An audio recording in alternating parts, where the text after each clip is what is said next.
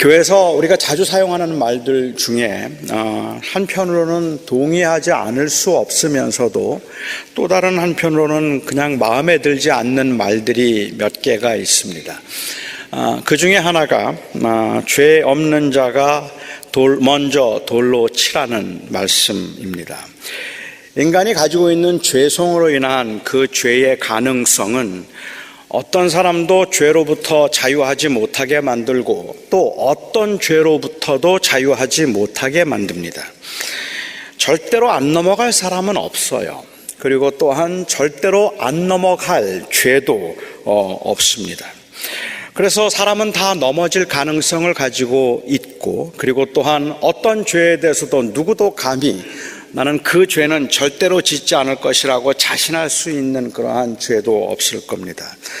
하지만 그렇더라도 죄 없는 자가 먼저 돌로 치라는 주님의 말씀을 마치 죄에 대한 책임을 지지 않고 합리화시키기 위해서 사용하는 말이라면 그건 마땅치가 않습니다.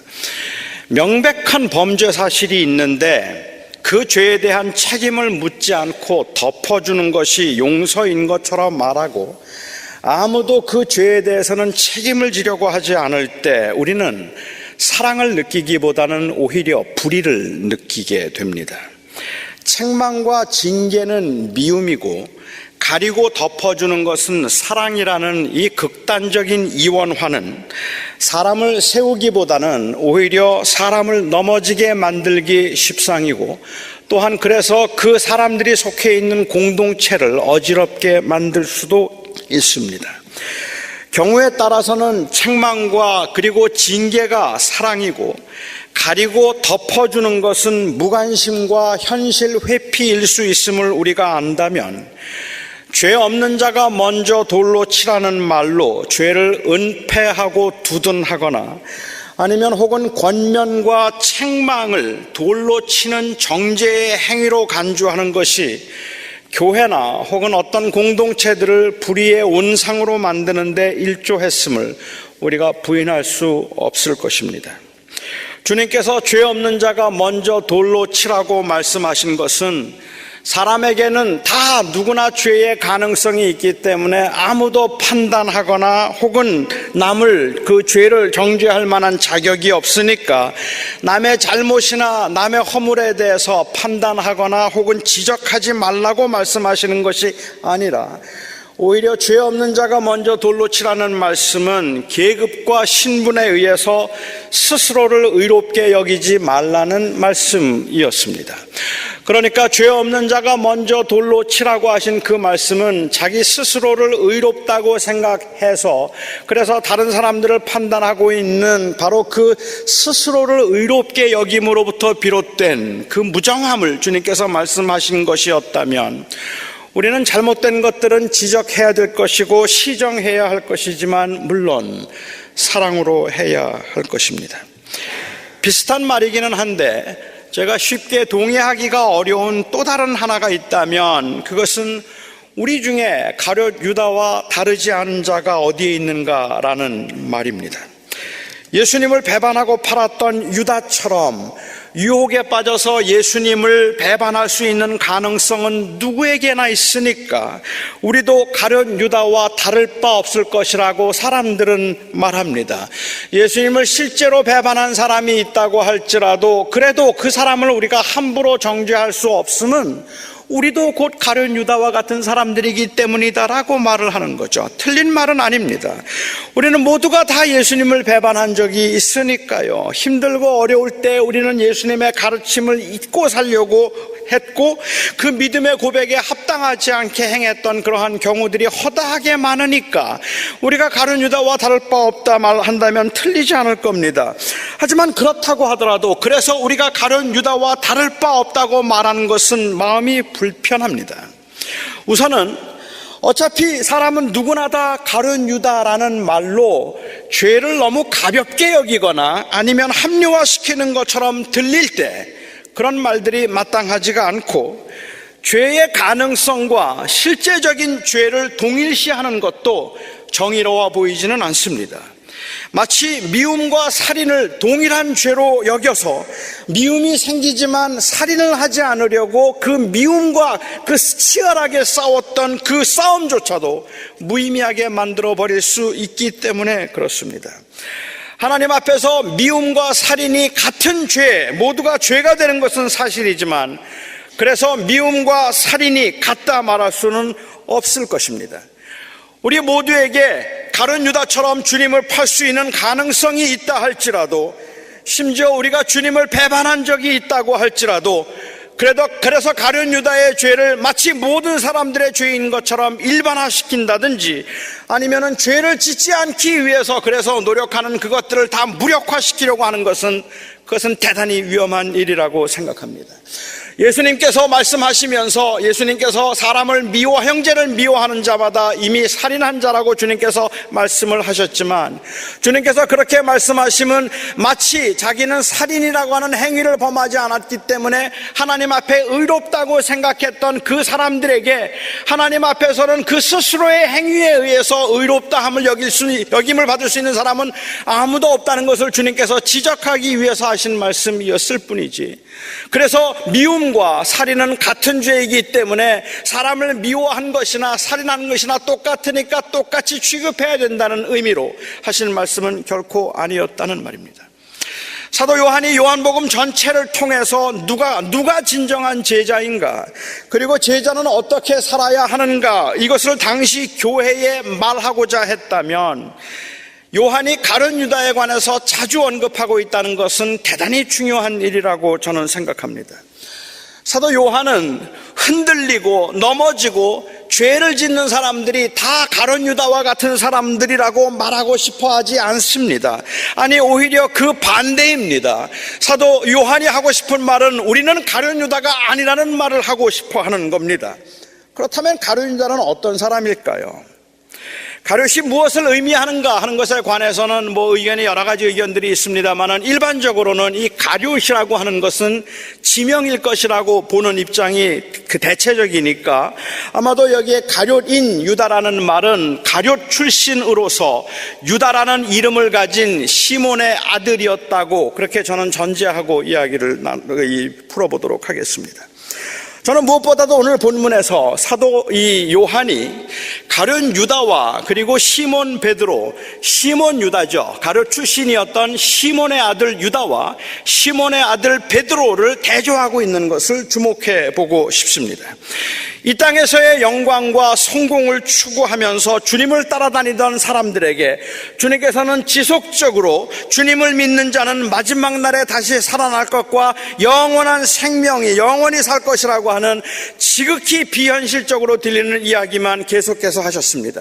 우리의 왕이 되어주셔서 우리에게 생명의 떡을 주소서, 우리의 왕이 되어주셔서 우리의 모든 문제들을 해결하시고 이 착취와 억압에서 우리를 자유하게 하시고 우리의 왕이 되셔서 이제 이곳에 정의의 나라를 세워주소서라고 그렇게 말하고 있는, 그렇게 주님을 따라다니고 있는 사람들에게 주님께서는 나를 믿으면 다시 살 것이요 나를 믿으면 영원히 죽지 아니할 것이라고 하는 그 비현실적인 이야기를 했기 때문에, 계속해서 그 말씀을 하셨기 때문에 사람들은 굉장히 당황했고 혼란스러웠습니다. 그래서 마침내 사람들이 말합니다.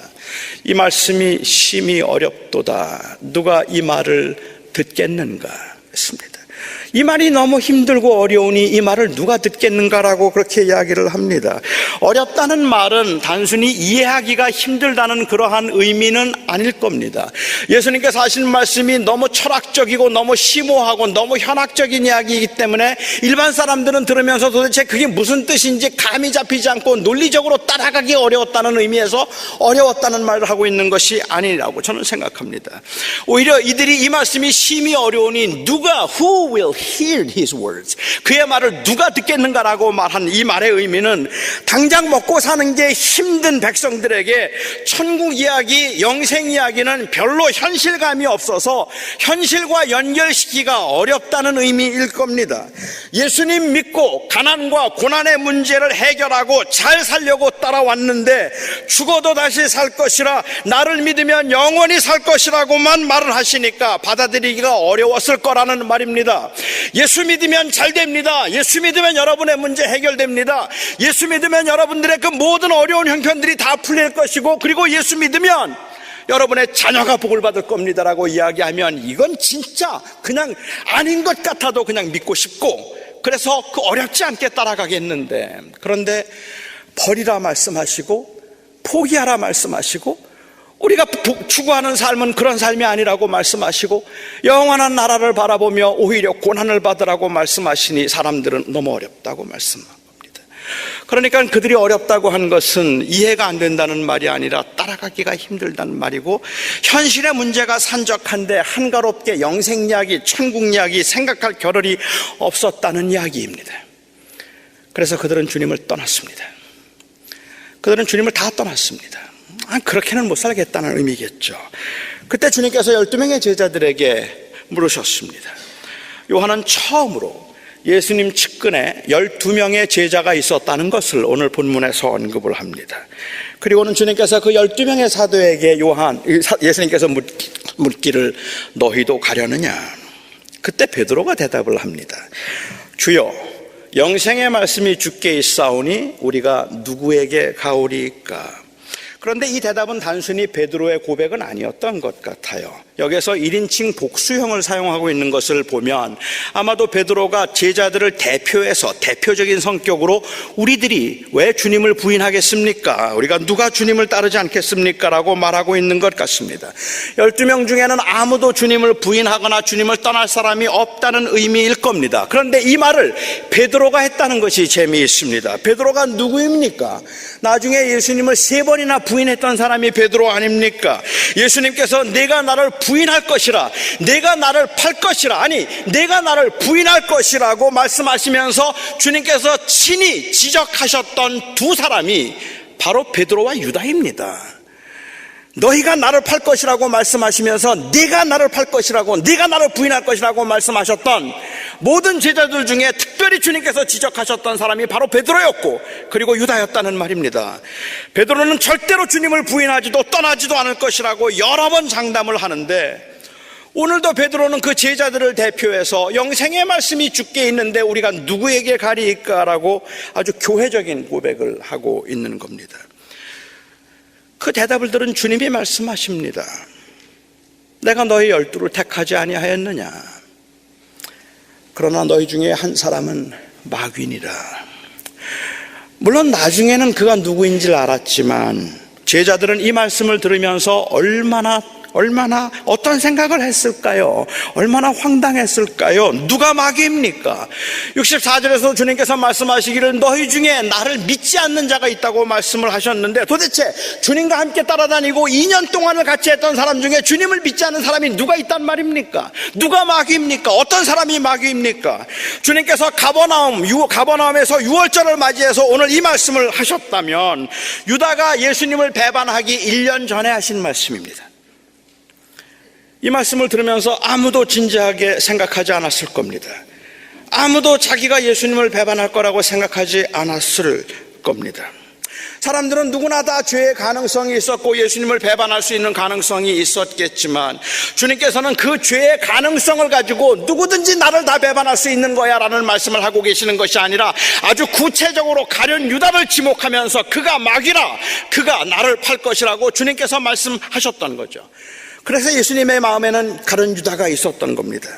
또한 그렇기 때문에 베드로가 주님을 떠나지 않겠다고 고백할 때 주님께서는 그의 고백이 가증스럽다 생각하지 않았고, 너도 다 똑같은 인간이라고 말씀하지 않으셨고, 사람은 아무도 장담할 수 없는 것인데 네가 그렇게 말하면 안 된다라고 책망하지 않으셨습니다.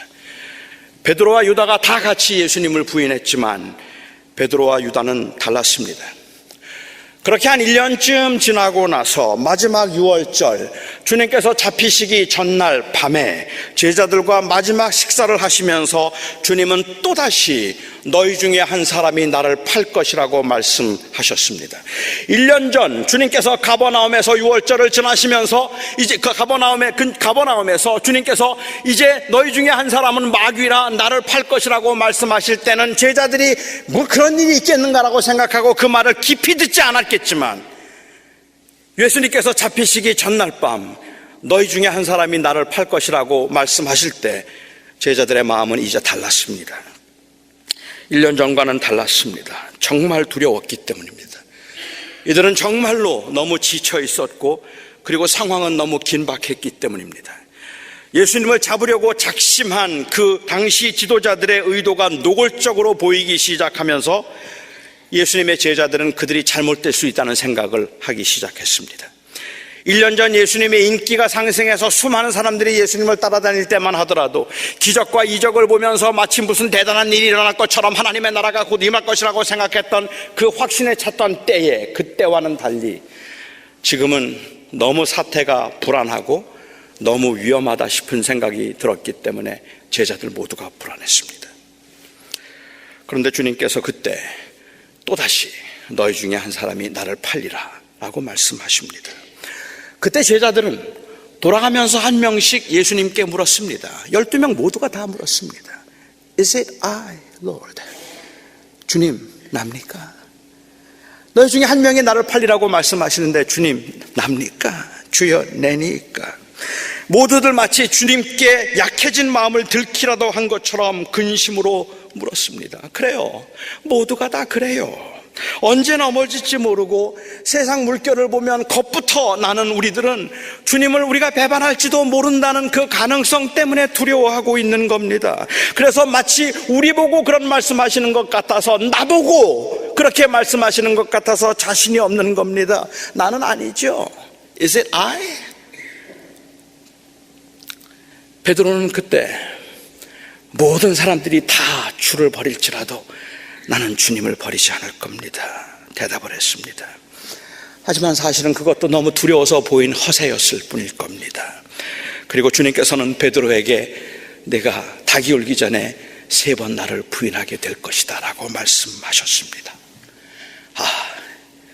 그러니까 베드로였던 거예요. 내가 나를 팔 것이라고 했던 사람이 베드로였던 거예요. 너희 중에 마귀가 있다고 했는데 그게 베드로였던 거예요.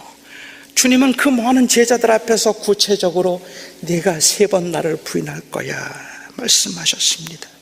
1년 전에 주님께서 너희 중에 한 사람은 마귀라고 했던 그 사람, 나와 함께 식사하는 중에 나와 함께 이 그릇에 손을 담그는 자 중에 한 명이 나를 팔리라고 하셨던 그 사람, 그가 바로 베드로인 거예요. 그런데 아니었습니다. 비록 3번이나 예수님을 모른다고 했지만 베드로는 아니었습니다. 주님이 말씀하셨던 사람은 유다였습니다.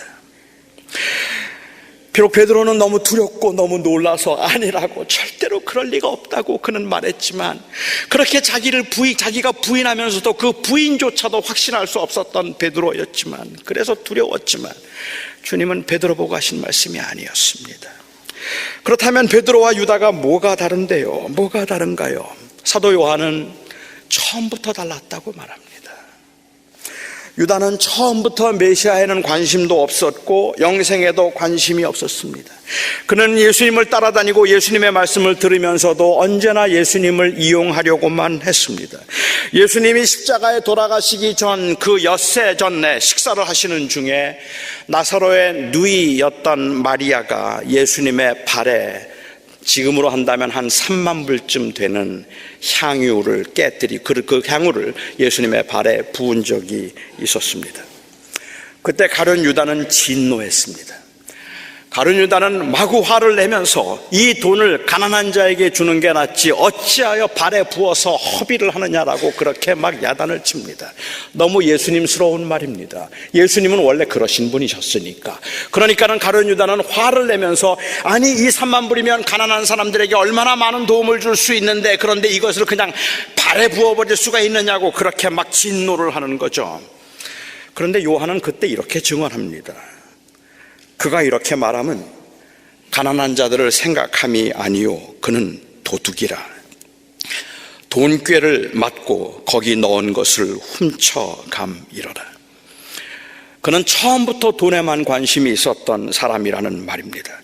그러니까 그는 주님의 말씀을 붙들고 살아가고 싶지만 연약하고 두려워서 쓰러지고 흔들렸던 사람이 아니라 처음부터 주님과는 상관이 없었던 사람입니다. 그게 바로 베드로와 다른 점입니다. 주님께서 너희 중에 한 사람이 나를 팔리라고 말씀하셨을 때 베드로도 근심하면서 Is it I? 하고 물었고, 유다도 근심하면서 Is it I, Lord? 라고 물었습니다. 주님, 나는 아니죠. 주님, 나는 아니죠. 모두 다 근심해서 물었습니다. 베드로는 넘어질까 두려워서 물었고, 유다는 들킬까 두려워서 물었습니다. 베드로는 자기가 아니기를 바라는 마음으로 물었고, 유다는 예수님이 모르기를 바라는 마음으로 물었습니다. 베드로는 자기의 연약과 그 악함이 너무 안타까워서 물었고, 유다는 그 악함과 약함을 감추기 위해서 물었습니다. 저는 여러분들에게 오늘 다시 한번 묻고 싶습니다. 여러분이 가룟 유다 같은 사람이십니까? 아니면 여러분은 베드로 같은 사람이십니까? 보란듯이 멋지게 믿음으로 살아내지 못함이 늘 죄송하고 오히려 주님의 이름을 욕되게 하는 삶을 사는 것 같아서 너무 불안하지만 그래도 이 자리에 있음이 은혜인 줄 알아서 주님을 붙들고 싶은 사람들이 여러분들 아니십니까? 비록 눈에 보이는 것들에 울고 웃으며 살고 있지만 그래도 영원한 하나님의 나라를 바라보며 견뎌내고 용서하려 하고 극복하고 싶은 그 간절함이 사무쳐서 고개조차 들지 못하는 분들이 여러분들이 아닙니까? 예수님을 주님으로 믿고 진심으로 따르고 싶은데 그게 안 돼서 안타까운 분들, 그래서 두려운 분들 여러분들이 아닙니까? 그런데 어떻게 여러분들이 가룟 유다입니까? 그런데 어떻게 여러분들이 가룟 유다입니까? 그런데 어떻게 우리의 형제들이 가룟 유다입니까? 그런데 어떻게 우리 주변에 흔들리고 넘어지는 사람들을 가룟 유다라고 할 수 있습니까? 넘어져서 가룟 유다인 것이 아닙니다. 스스로 두려울 만큼 죄의 유혹에 흔들림이 있어서 그래서 가룟 유다인 것이 아닙니다. 아니, 오히려 그건 가룟 유다가 아니라는 증거일 수도 있습니다. 그 사람 가룟 유다는 처음부터 주님을 사랑하지 않던 사람입니다. 그 사람은 처음부터 주님에게는 관심이 없던 사람입니다. 그러니까 여러분들이 비록 약하고 부족하지만 나는 유다 같은 사람이라고 말하면 안 되는 겁니다. 여러분은 베드로 같은 사람입니다. 여러분은 매일 흔들리고 넘어지고 장담했다가도 번복하고 그리고 절대로 잘 해보겠다고 생각하고 주님 사랑하며 살겠다고 다짐했다가도 죄의 유혹과 눈에 보이는 것들에 흔들려 넘어지고 있기는 하지만 그래서 여러분들이 가룟 유다는 아니에요. 여러분들은 베드로일 겁니다. 그렇기 때문에 주님은 약함과 쓰러짐에 상관없이 누구든지 나에게 오는 자는 내가 버리지 아니하고 나를 찾는 자에게는 영원히 목마르지 않는 생수를 주겠다고 하셨습니다. 아무리 내가 많이 넘어진다 할지라도 진심으로 주님이 필요해서 주를 찾는 자를 주님은 버리지 않겠다고 말씀하십니다.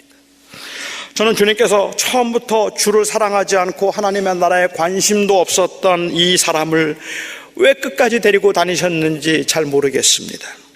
짐작해볼 만한 여러 가지 이유는 있겠죠. 아르터 핑크라고 하는 그 유명한 목회자는 예수님께서 이 예수님을 사랑하지도 않는 가룟 유다를 3년 동안 데리고 다니셨던 그럴듯한 이유 6가지를 제시했습니다. 저는 그 이유를 잘 모르겠습니다. 하지만 주님께서 그 가룟 유다를 그 가운데 두신 것은 마지막 때까지 알곡과 가라지를 함께 두어서 알곡을 다치지 않게 하라고 하신 예수님의 말씀처럼 왜인지는 모르지만 그게 교회의 현상인 것은 사실입니다. 저는 오늘 비록 주님을 바라보면서 살려고 하지만 뜻대로 되지 않아서 정말 답답하고 두려운 마음으로 주님, 내가 주를 배반할 자입니까? 라고 묻는 분들에게 말하고 싶습니다.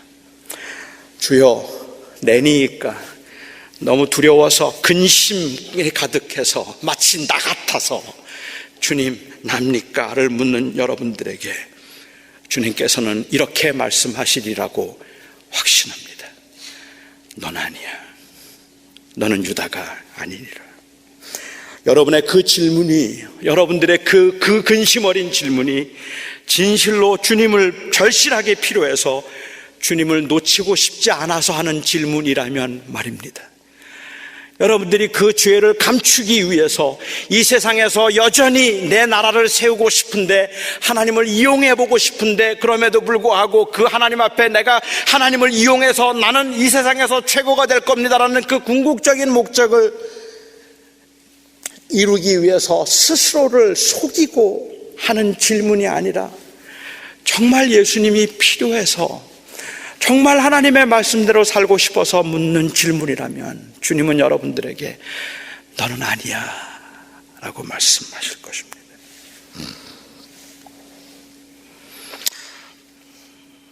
한 주간 동안 제자로서 그렇게 성공적인 삶을 살지 못했다는 아쉬움과 그리고 죄송함이 있지만, 그래도 주님이 없으면 안 되기에 그 은혜를 의지해서 용서를 구하고 수백 번의 실패에도 다시 일어설 수 있는 도움을 오늘도 간절히 구하는 여러분은 가룟 유다가 아닙니다. 여러분은 진심으로 용서하시고 회복시키시고 새롭게 하시는 은혜를 정말 절실히 필요로 하기 때문입니다. 한 번은 주님께서 4가지 밭에 관한 말씀을 하신 적이, 비유를 말씀하신 적이 있었습니다. 어떤 농부가 씨를 뿌렸는데 덜어는 길가에 떨어졌고, 덜어는 가시밭에 떨어졌고, 덜어는 돌짝밭에 떨어지고, 덜어는 옥토에 떨어졌습니다.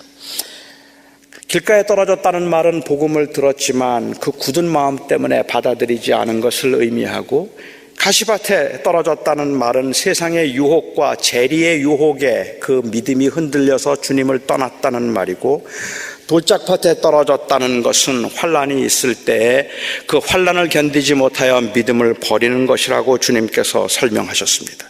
옥토에 떨어진 것은 결실을 맺는 것을 의미한다 말씀하셨습니다. 그런데 우리는 이 비유를 대할 때마다 마음이 편안하지가 않습니다.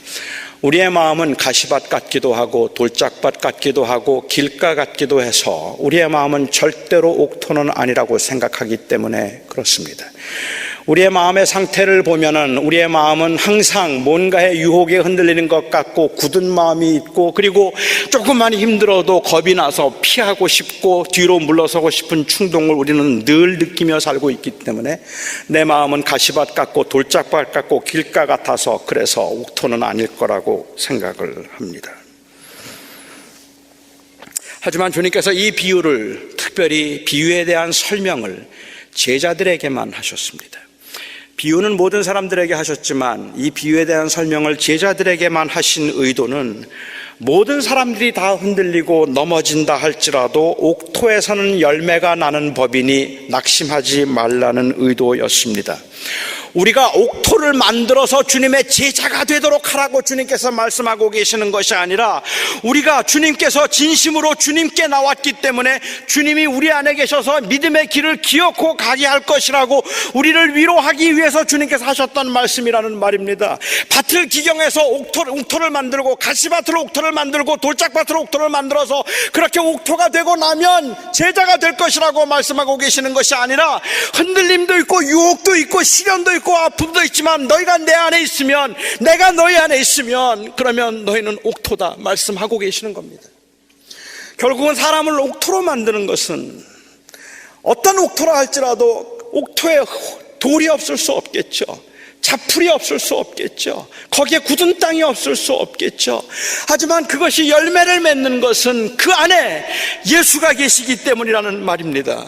예수가 그 안에 있으면 그게 옥토인 겁니다. 허세도 있고 넘어지기도 하고 교만하기도 하고 믿음이 적은 자라는 책망을 듣고 순식간에 순간적인 두려움에 주님을 모른다고 부인한 적도 있었지만 베드로는 옥토였습니다. 여러분 아십니까? 예수님을 따라 다녔던 3년 동안 가룟 유다는 한 번도 실수한 적이 없었습니다. 한 번도 그는 그의 허점을 보여본 적이 없습니다. 3년 동안 예수님을 따라다니면서 그는 그야말로 아주 치밀하게 자기를 감출 수가 있었기 때문에 믿음이 없다는 말을 들어본 적도 없었고, 예수님께서 그를 책망하실 만한 그러한 과감한 믿음의 행동을 해본 적도, 그리고 넘어진 적도 그에게는 없었습니다.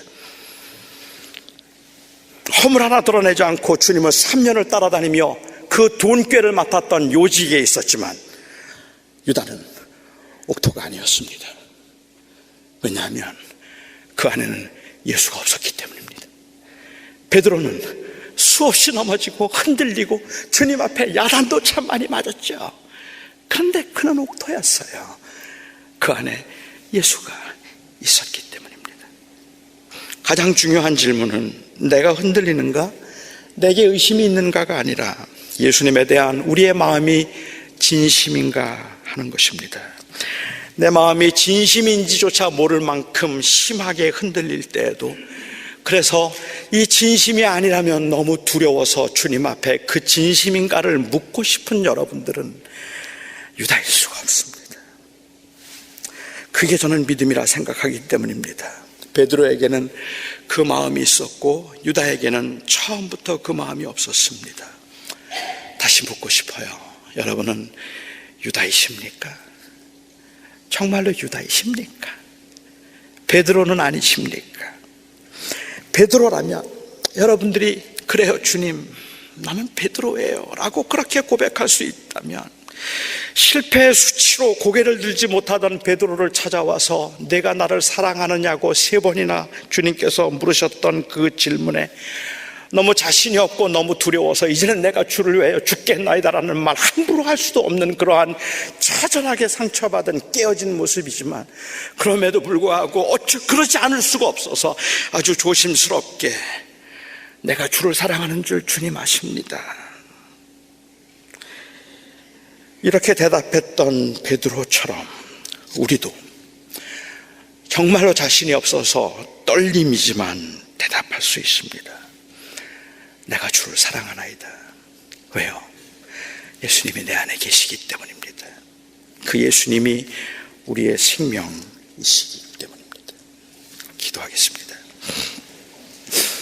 나의 아버지 하나님, 왜 이렇게 약한지, 누가 당신도 가룟 유다하고 똑같다고 말하면 그냥 고개를 땅에 떨굴 수밖에 없고, 나는 아니라고, 절대로 아니라고 부인할 자신도 용기도 없을 만큼이나 그렇게 연약한 게 저희들입니다.